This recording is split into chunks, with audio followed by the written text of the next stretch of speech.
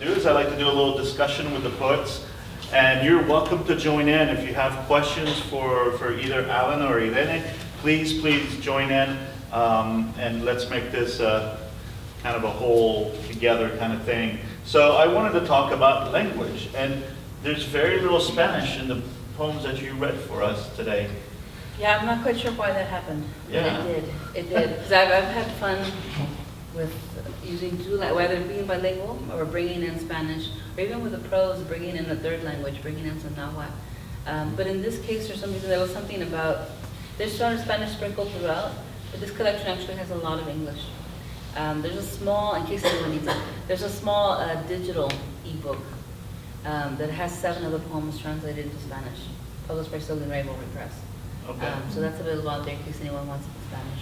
A lot of the work that you've done in the past is bilingual, where you go from Spanish to English very fluidly.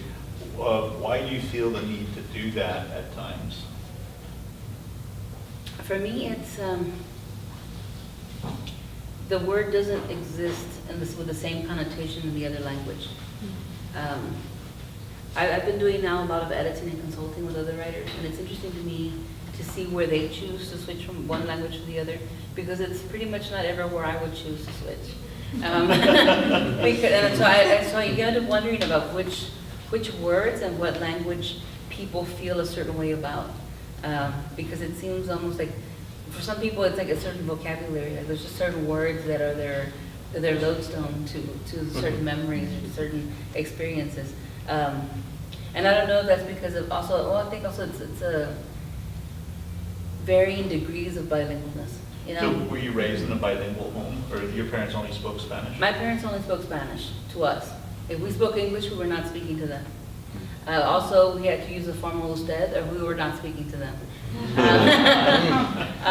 But I think I spoke mostly Spanish until I went to kindergarten, and then English took over because that's the language I learned to read in. Because my parents were illiterate. They only made it to the 1st and 2nd grade of elementary school in like around the Mathis Corpus area. My mother said that at the time, early 1940s, my parents were older. In the early 1940s, nobody cared if Mexican American kids went to school or not. And in fact, they wanted them in the fields. So they were fine with kids not working, or rather not being in school. And my dad was helping make the house payment by the time he was 8. So yeah, they didn't have time to deal with all the rest of it. And my mother, her father died when she was about 2. So her mother was a widow, working to support 5 kids. And they lived out in the country and lived off, hunting rabbits and growing food and things like that. So yeah, not much room for all that. So yeah, so mostly Spanish, and then, mostly Spanish as a child, English when I hit elementary. And it wasn't until I was about 12 or 13, I fell in love with singing Mexican rancheras. And that's what brought the Spanish back. And then pretty much my entire adult life, I've needed to use Spanish all the time. But you learned you became a writer with the English language? Mm-hmm. Because certainly that's what happened to me. I started writing in English. I've never written in French. I wrote in English, but like people ask, who are your main, which poets influenced you? It was actually Spanish songwriters that first influenced me to write poetry. Like that's still what I go back to. I still go back to ire'ne or François Pointeau or people like that. To how they formulated language is what feeds my poetry. Although actually I didn't read in Spanish until much later. So it crosses over. But yeah, as a writer, I think I feel my weight more in English, through the language. So let's bring you into the conversation. Well, can I have a question? Please, Yeah. please. The translations into Spanish, did you do them yourself, or did you have someone else do them? Actually, I had somebody else do them for me. Interesting. I thought about doing them Yeah. myself, but I feel like an idiot when I'm starting to try. Well, that and also the temptation becomes not to translate, but to transliterate. No. And actually, there was a poet in South Texas named Julieta Corpus, who's an excellent translator. And actually, when she sent me back the Spanish version of the last poem that I read, which goes on for many more pages, I was on a bus, I think, running around Austin, like headed to the grocery store or whatever. I started bawling because there's one whole section that talks about the fact that if my mother had lived, I would have translated my poems so that I could read them to her. And she writes that in Spanish, and I'm like, this is what I would have read to her if I had done it myself. So I'm just on the Capital Metro, just like tears falling all over the place. But no, she did a beautiful job, and she translated it rather than doing what I would have done. Yeah, So, yeah, that's interesting. Is there a language that you feel more at ease with? it's weird because I think English is my daily language, it's my writing language, it's everything else. But when I get really tired, it's really hard to speak English. Like it's really strange. I haven't been drunk in 10 years, That's true so I for me, can't. too. And also when I was, back then when I used to party, English was also difficult back then too. So it's interesting. Yeah. Wow. Now I'm sober and awake all the time. So, Alan, let's bring you into the conversation. Something that ire'ne said right before she started reading, which I thought was very interesting, and I'd like to get your take on it, is how the body is really what we have in common through the generations and through the centuries. I never thought about it that way, but that makes a lot of sense. No, it does. Because And that was a great, kind of way of making a bridge between what I've just been reading and what you have done in your book too. That seems really true, and probably for any language group and any kind of connection that we might find with other cultures can begin at least in that place. I think once you get past that, cultural differences can then be like fascinatingly different and completely other from what we're used to, and that's kind of a strange thing with what I'm doing here. Is it really is it's a lost world in some ways that I'm dealing with here, and then even in this fellow's own time, to be writing Latin in his time, he already had a very specialized audience. It was the audience of intellectuals, because people that had schooling. None of his, if he wrote in Old French, none of it survives. He no doubt did write in Old French, and no doubt spoke it too, but none of it survives. And maybe that's a measure too then of how it was valued. So Latin was valued, but the Vulgate was not valued in quite the same way yet. And he was the Archbishop of Rennes? He became Bishop of Rennes in Brittany, and he Yeah, hated it. Because the language in that part of Brittany was Gallo-Roman. Yeah. And then if you go further west, it was the Celtic language, Presonic. So, I guess, did he speak all those languages? I doubt it. Because he wasn't from Brittany. No, he was from Anjou. And Which is not that far away. No, it was not far away. And he's becoming a church official at a time when, I think the best way I can explain it is, you all know about chess, and you know about chess pieces, and you may have wondered why bishops are next to the king and the queen. Well, it goes back to this time period. The bishops were the intellectual advisors to royal courts and to noble courts everywhere. So when he became bishop, he was appointed by the Pope, but it was also an inside deal with his local lord who wanted to have more control over Brittany. So he was sent into this, for him, a backwater in Brittany. He didn't like being there. Was Brittany part of France? I should know this. France was divided into little principalities. The kingdom of France itself was actually quite small. Yeah. Anjou was bigger than France, and it was soon to become an empire when the Plantagenets took it over and then controlled England, most of France. But that was to come later. This is very nerdy. I don't want to do too much of this kind of No, stuff. but it makes you wonder then, did he choose to write in Latin because in a certain way he saw that as the language that would survive all of these, that it already had its I think some establishment. there might have been some sense of that, but he's the tradition he's writing in was already hundreds of years old.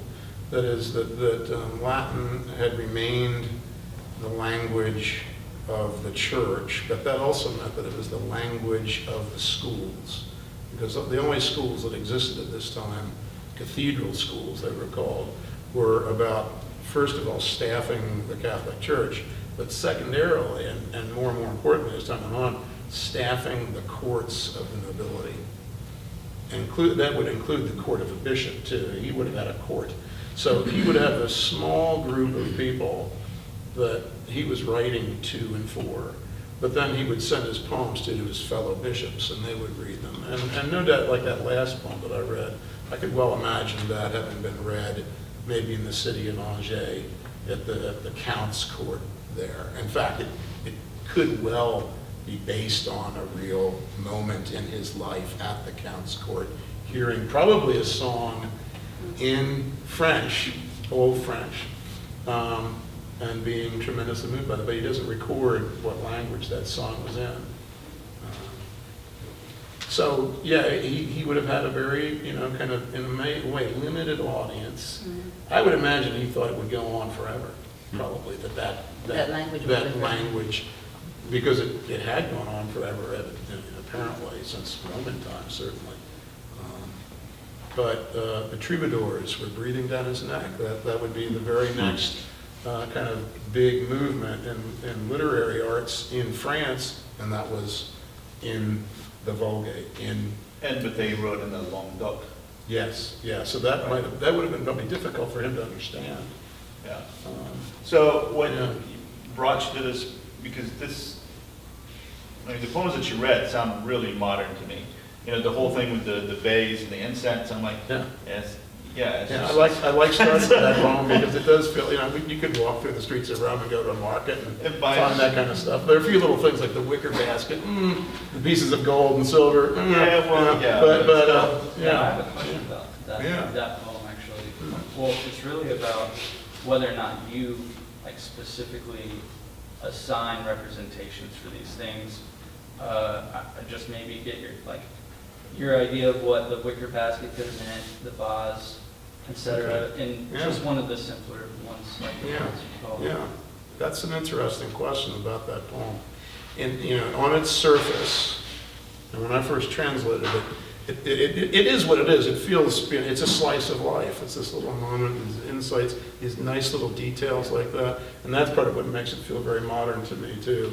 Very sort of, we're in the quotidian there. There's only one biography of him. It was written by an American, a wonderful historian who unfortunately had to leave her studies because she is the mother of a disabled child and has devoted her whole life to the child now. But she wrote a dissertation on his life.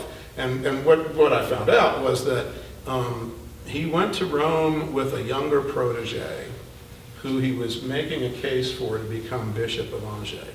He made the case, he convinced the Pope, and when they got back to Angers, and he went back to Rennes, this younger protege confiscated all of his properties that he still had in Angers. And so it is an allegory, but it's a deep kind of personal allegory. The vase that comes back with the crack in it is the young man. The wicker basket, I'm not sure I can do anything with, but that sense of the vase having a kind of symbolic oomph to it. Now it's interesting that when you don't know any of that, and how many of his contemporaries would have, actually quite a few probably would have. So they might have had access to that allegory, but for most of us, we don't have access to that. So I think it's primarily this great little slice of life poem. See, it's not knowing, that's why I asked, is not knowing that information, you assume almost immediately that a vase, without helping it, that it's a female, and this was some girl that he idealized and a guy hurt her. That's what I thought initially, so I just wanted to get what you thought it was. Thank you. Yeah, there's a lot more about that I could go into, but I will spare you all that. Okay. But that makes sense too. That definitely makes sense too. I think I took it just more just the abstract of disillusionment. Yeah. Oh yeah. Just all the things that in time break. Yeah. All the things you hope for that break. Yeah. All the perfect beauty that breaks. Right. And there's a kind of a melancholy about it. Yeah. So I wouldn't say it means one thing or the other. That's what I think I was asking, if you the just meaning think is fluid, Right. but that's the core to it for sure. That sense of the nothing lasts, nothing remains, and strange little accidents happen, and there it is. It is what it is, as my wife likes to remind me. So I'm sorry, was there a question? There's a couple. Yes, please. I'd like to ask Alan, how much more difficult is it to translate someone else's poetry into a format, I'm assuming free verse, that makes it in another language sound, well, poetic, versus composing a collection or, a small group of poems of your own from scratch? That's a good question. And I haven't thought real, methodically about it, but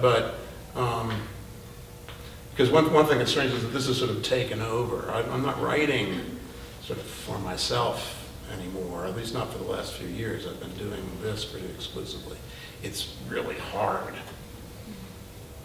Writing my own poetry, there's a freedom to it that I kind of miss, and I'll get back to it eventually, unless this kills me first. but yeah, this is, I think in part because I'm struggling to, again, not just be sort of true to the core that's here, but also to the imagery. And actually, I'm glad that you couldn't quite hear it. A lot of this is rhymed. And because he wrote in rhyme, he wrote in a form that combines classical rhythms and meters with internal rhyme. And it's part of why he probably has been kind of neglected by, like classics departments say. They generally frown upon medieval Latin poetry because they're trying to do things like rhyme, which the Romans, of course, didn't do. Ovid now and then, maybe, but yeah, it was considered sort of lowbrow. But I think it's experimental for his time. It's really interesting. So I do try to. So that's part of my struggle too. I'm trying to write an English that doesn't feel creaky and antique, but still makes something like what he makes happen in his form, in his images. It's hard. I have to tell you, but I enjoy it. It's one of those things that if I feel like I can get it to a point where it makes sense. It's got some maybe dynamics to it. It's maybe got some power to it, and I feel, but it's a long slog to get to that. Yeah. Can we hear the music of the medieval Latin?